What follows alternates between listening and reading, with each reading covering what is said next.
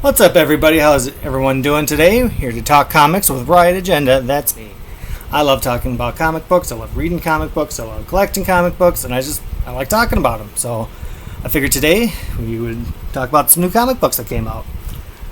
Obviously, reason to go to the comic book store today. Jay and Silent Bob, Jay Strikes Back, or Jay's a Future Past, excuse me. Anytime Marvel does a crossover with any celebrities or other IP, you always got to get these. Especially these types of comic books never reprint, so I had to make sure to grab one. I grabbed the second cover because that's what you do. Let's see if I can get the other cover. Boom! Had to stick with the Jay Mafood version, even though Ghost Rider isn't even in this one. We'll be reading that one later. Don't really have a whole lot of high hopes. I know Kevin Smith is a great writer. These are usually joke comic books used to sell, push units. Worked on me. I bought 2 of them. That's what you do.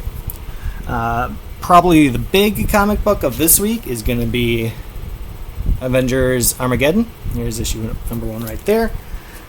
One of the other reasons this is kind of a big comic book today is it came with a magic card inside, and I'm sure everyone's curious about what magic card's inside. It was sealed up, so you could not see beforehand. I think that's kind of what they want. No one to take the magic card out from the book without buying it and seeing what it was, whether it's worth buying or not. They've been doing a lot of promotions with Magic the Gathering recently. I've noticed comic book covers look very much like a magic card with the casting cost, creature name, power, and attack, whatnot. I used to be into Magic. I haven't been in a long time. These Marvel Magic cards have definitely got me interested, but it's too early to tell. I do have a brother-in-law who is massively into Magic. I'm going to kind of get his take on it, have him look at the cards. If you want an update on that, let me know. Comment below. This is the card that came with it. It is... not sure how well you can see it there. I can open this up if people want. Also, let me know if you want me to do openings on camera. I usually buy Good Collector. I always buy one for reading and opening, and then one that stays sealed shut. So that was the one I opened. If anyone was curious, this is the alternate cover, spoiler version. So close your eyes if you don't want to get any spoilers. So that was kind of the big haul today. Made sure that I went as soon as they opened.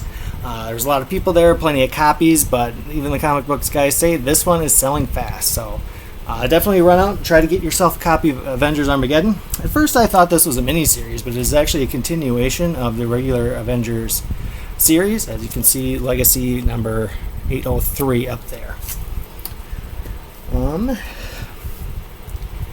The other thing I like to talk about a lot with comic books is obviously people like talking about new, but who's just reading new comic books? Everyone should have a stack of old comic books they're reading almost at all times, and I know I am. Right now I'm working through Secret Wars number 2 from 1986. Mixed reviews so far. Some interesting moments, humorous bits that I'll probably bring up later. One of the other things I like about comic books is the absolute absurdity that happens in some of these books.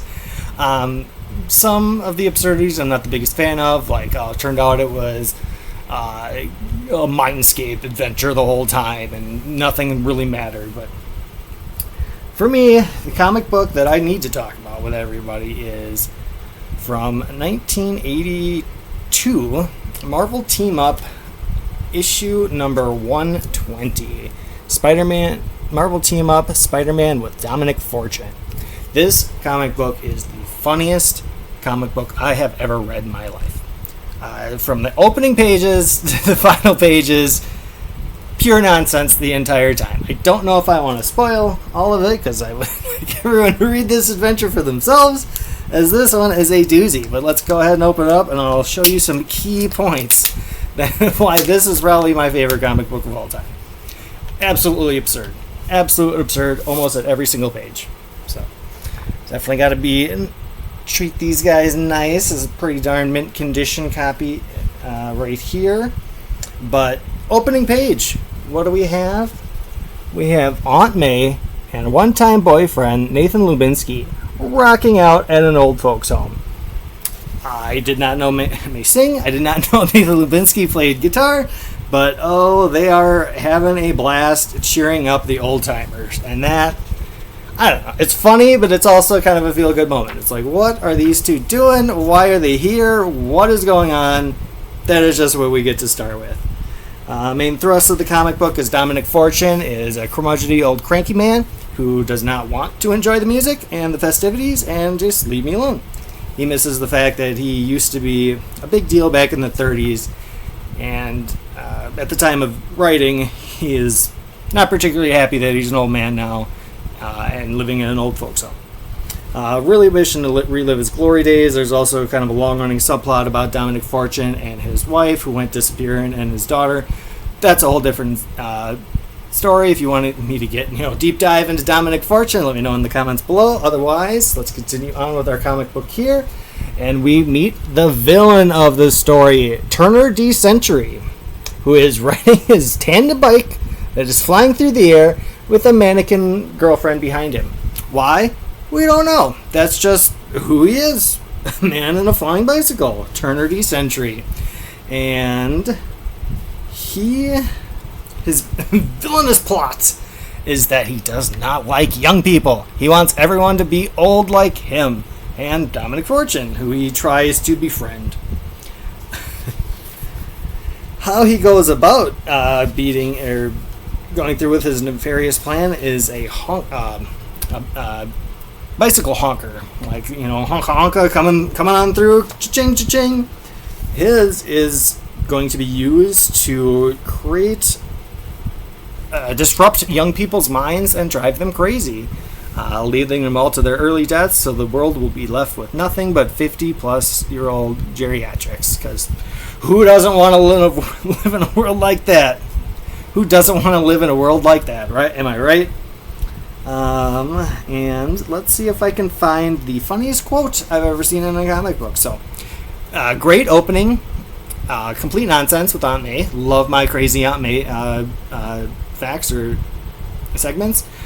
2, one of the craziest villains I've ever seen. Turner D. Century in a flying bicycle with a mannequin. A flying tandem bicycle with a faceless woman mannequin behind.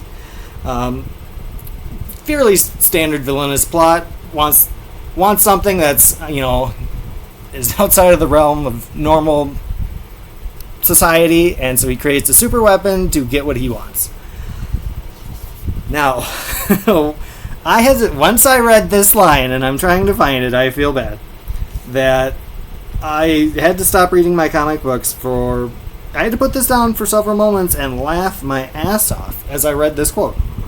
Give me a moment while I find it. We will be cutting this part out.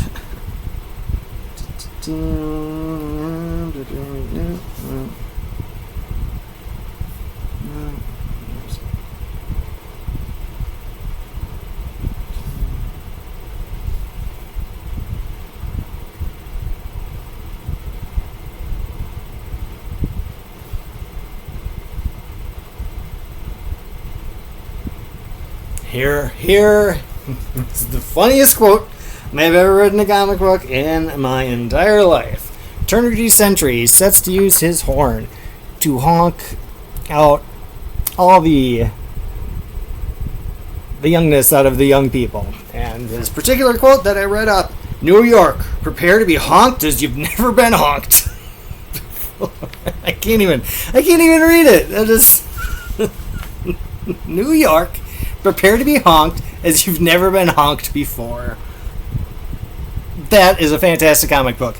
What is probably the cherry on top is that J.M. DeMatteis and Gary Gamble, I don't think this is supposed to be a comedy. I think this was just supposed to be, let's make Dominic Fortune an old cougar or an old fogey who wants to get back into relive his glory days by having a villain who's a very similar cranky old man, wants to relive his glory days.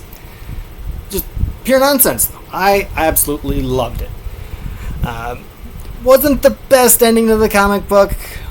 He honked the horn. Spider-Man went crazy and fell down. A few pages later, he honks everybody in New York. Spider-Man knocks him out and says, it actually never worked. I just kind of went with it for whatever reason. Don't like the endings. Kind of a cop-out.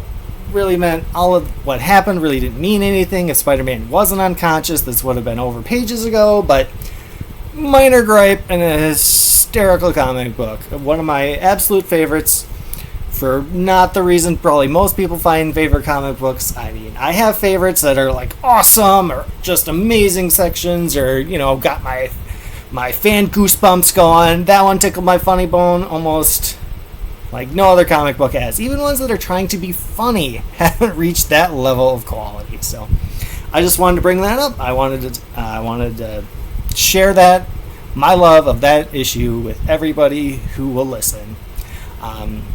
So hopefully I enjoyed this. I plan on hopefully doing more in the future. Let me know if you guys like this, want any more. If you want more new issues, you want more back issues, you want me more talking about crazy storylines from the 80s. That's kind of my jam. That's when I was born, so that's definitely something I go for a lot. I could do more openings on camera. We can do... I got a whole section of Crazy Aunt May's stuff, so... just let me know. Like and subscribe, and hopefully I see you on the next one.